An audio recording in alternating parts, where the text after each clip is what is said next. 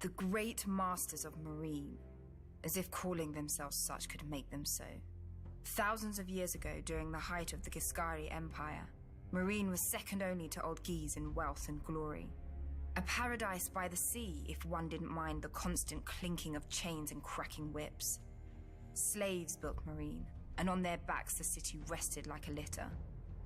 Then came the dragons of Valyria. The masters of Old Guise would not bow, so they burned.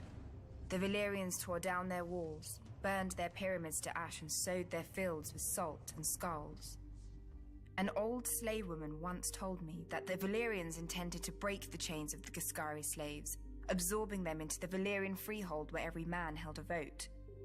But the great masters of Meereen received their new overlords in the great temple, plying them with gold, wine, and all the wealth that slavery had brought them. And the Valyrians instead took up the whip themselves. I do not believe it.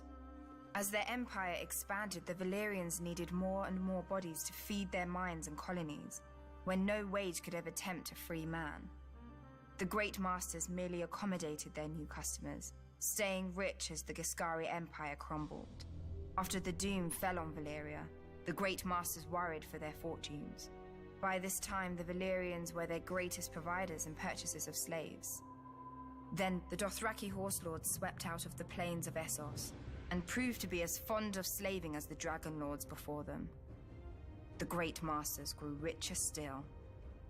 For the first time in its history, the great masters alone ruled Meereen, and chaos ruled the rest of the world.